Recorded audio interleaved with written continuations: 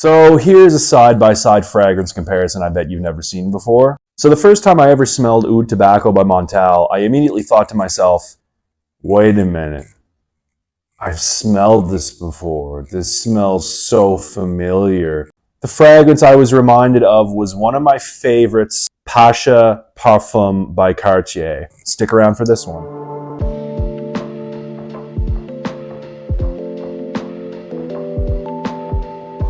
Hey guys, welcome back to Real Scent Review. So yeah, as a fragrance fanatic, whenever I smell a scent, I always try to make comparisons in my mind. I smell something, I try to, associate it with things that I've already smelled. I try to draw similarities between maybe other fragrances that I already know.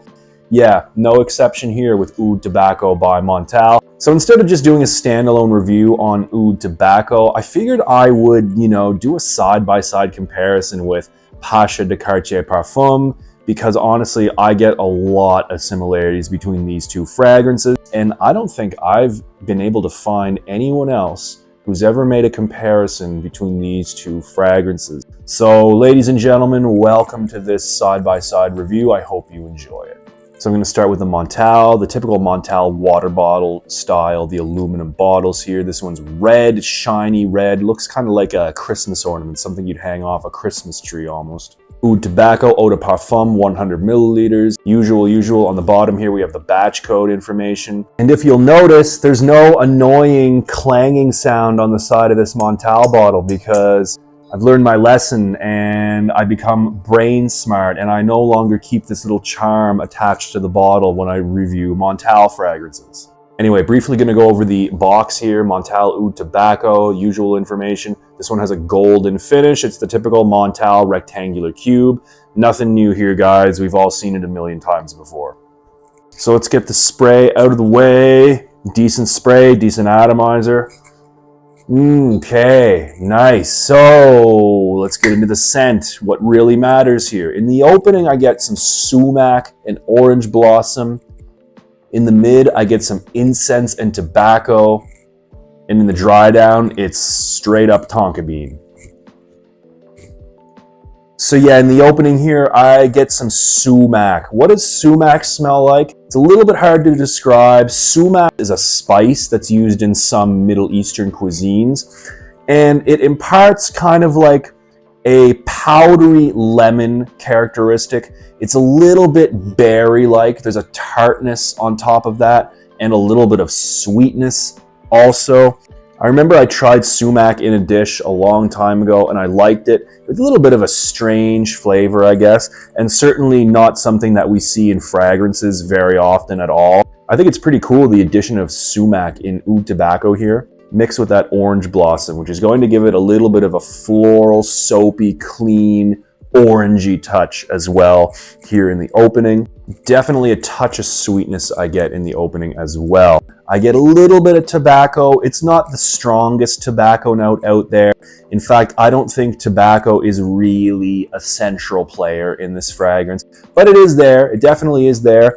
And if I could compare this tobacco note to another tobacco note, it would be the tobacco from Mancera's red tobacco. Sweet tobacco, nothing off-putting. It's just a sweet tobacco. By the way, the tobacco in this is not nearly as strong as it is in Mancera's red tobacco. I also get a little bit of incense here. It starts off resinous and it gets a little bit smoky as the fragrance dries down. I think the incense is a wonderful addition to this fragrance here. Now the dry down is very sweet and it is 100% dominated by tonka bean in my opinion. So we get a very nutty, slightly vanillic sweetness, and that's like mostly what you're gonna get through the entire dry down. I get, small vestiges left over by the incense and that sumac from the beginning, but really the tonka bean almost completely overtakes everything in the dry down. So to put it simply, Oud Tobacco starts off citrusy with that lemon, the orange. There's a little bit of a soapy quality. There's a tangy characteristic. In the mid, we get some sweet tobacco and some smoky resinous incense. And this dries down to a very sweet, very dominant tonka bean. So something to note here, a lot of people have said that Oud Tobacco smells like Flintstone vitamins to them in the opening. And I gotta say, I kind of get it. I kind of do get that. The first time I heard that, I laughed, but then it was like, wait a minute, I actually agree. You know, they're not far off. I think the combination of that citrusy sumac mixed with the kind of like soapy, sweet floral orange blossom can kind of give this kind of like a grapey, powdery vibe. I mean, I totally do get that. I see where those people are coming from. But that only really exists in the opening for the first, I don't know, maybe 15 minutes, and then it definitely goes away. But yeah, I mean, it is there, and once you smell it, it's difficult to unsmell it. But all in all, you know, despite that Flintstones, you know, powdery, grapey thing going on in the beginning, I think this is a really good fragrance.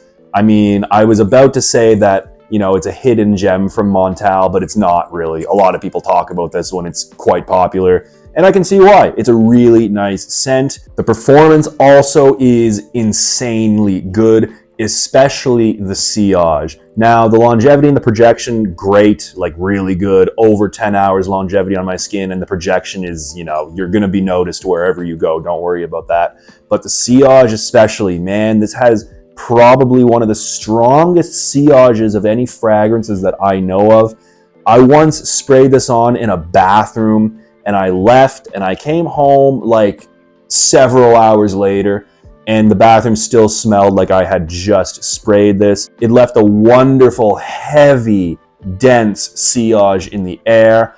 And yeah, by the way, speaking of which, if you spray this on clothes, you know, do so with a lot of awareness, because your clothes will never smell the way they did before. This will stick to your clothes forever. So that's been Oud Tobacco by Montale. And next up we have Pasha Parfum by Cartier, one of my beloved fragrances. I absolutely love this one. I love that it has reminders of classic fragrances, but I also love that it has a little bit of a modern twist to it. I'll briefly go over the bottle here. The top of it is made to look like a watch dial from a Cartier watch. Now, actually, there is supposed to be a dome-like cap on this, but unfortunately, I lost this in London, England a few months ago. I'm never going to see it again, but anyway, the cap is not nearly as important as the bottle, so we still have what's important here. On the bottom, we have the usual information, the batch code, by the way, here as well. Moving on to the box, nice red box with the blue logo in the middle. We also have the blue top here. I really like this design. I like the color scheme. So what do I get in this fragrance? In the top, I get whiskey and ambrosinide. And this dries down with some sandalwood and tonka bean.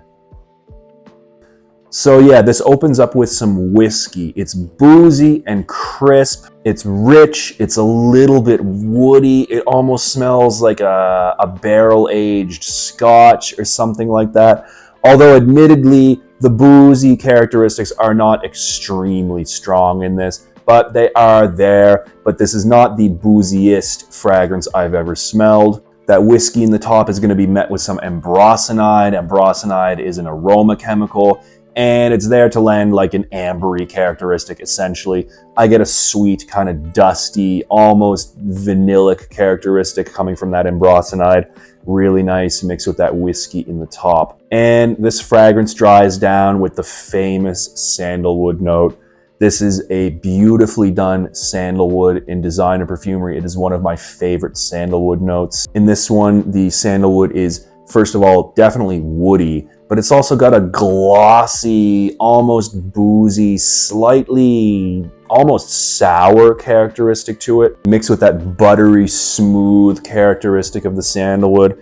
Absolutely divine, the sandalwood in the dry down of this fragrance. And also in the dry down, I get a little bit of tonka bean. So it's going to be a vanillic, quite nutty sweetness, although the tonka bean not nearly as strong as it is in Oud Tobacco. So this fragrance opens up boozy, a little bit ambery, kind of vanillic, dusty, dries down with some beautiful, woody, glossy sandalwood, and just a little bit of nutty, sweet tonka bean to finish things off. Man, this is one of my favorite fragrances. I love smelling this. It's so classy. It's definitely got elements of like classic style fragrances. I can definitely smell that this is a flanker of the original Pasha by Cartier, but it's modernized. It's not like an old man type of fragrance. So these two, besides the tonka bean, it might sound like there's not a whole lot of similarity between the two scent profiles, but this is just a matter of smelling them together and you will definitely notice the similarities. There are differences, however. The Pasha de Cartier Parfum is boozier and woodier. The Oud Tobacco is sweeter, it's more bold, it's more full, it has more of a presence to it. It's also got that incensey accord going on, and it's just way sweeter. There's an overload of tonka bean in the dry down of this Oud Tobacco. The Pasha Parfum is going to be woodier, a little bit more understated, and it leans kind of in the direction of classic Fougere territory without going all the way there at all.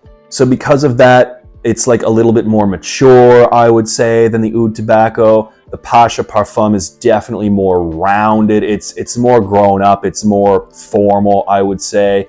The Oud Tobacco seems like it has a bit of a younger spirit to it, although I wouldn't necessarily call it like a totally youthful fragrance either. But there's a little bit of an aromatic tinge that exists in the top here that also exists in the opening of the Pasha de Cartier Parfum. There's something that likens these two fragrances to one another. It might not sound like it by the note breakdowns, but like there definitely is a similarity here. So when would I wear these? So if the Pasha Parfum de Cartier is like a formal, dressed up, business, grown up fragrance, the Oud Tobacco is the nighttime club version of that. I'm not saying the use of Oud Tobacco is simply limited to clubs. No. I'm just saying Oud Tobacco is louder, a little bit more youthful. It has more of a presence. It's just like the night out version of Pasha Parfum. If you like Pasha Parfum, but you want like a louder fragrance, then yeah, Oud Tobacco might be one that you should take into consideration. So this is not like a favorite video here. I'm not trying to like pit them against one another. I'm just trying to like highlight their similarities. Originally, I wasn't going to pick one of them over the other as my favorite, but you know, since I'm here, I might as well tell you guys, I definitely prefer the Pasha Parfum because I don't know, I have a soft spot in my heart for it. I think it's a phenomenal fragrance, one of the best modern ones you can get as far as I'm concerned.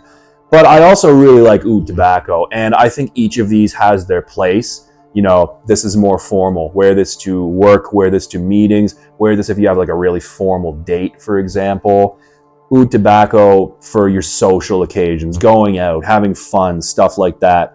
But yeah, these are like brothers from a different mother, maybe. I find they have very similar scents, even though it might not appear as such by the note breakdowns. Yeah, I feel like each one of these has their place. I think each one is great for what it accomplishes. So yeah, I'll briefly touch on the price here. So the Pasha Parfum can be had in North America for right around 115 US dollars for 100 mils. That's from Fragrance Net. Here in the European Union, same volume goes for anywhere between 75 euros and 110 euros.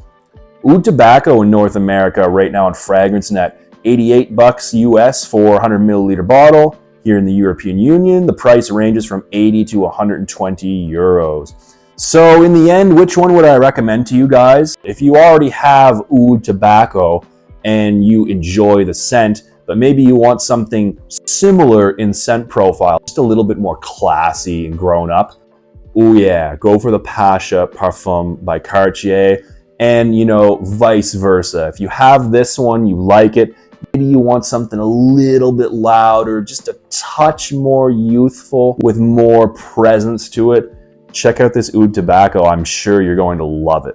So like, what do you guys think? Have you guys ever made this connection before? Do you find that they smell similar? I mean, I can't be the only one out there who thinks this way. But yeah, I'm curious to know what you guys think about this topic. So please leave some comments below, guys. So yeah, I hope you've enjoyed this side-by-side comparison, and until next time, keep it real.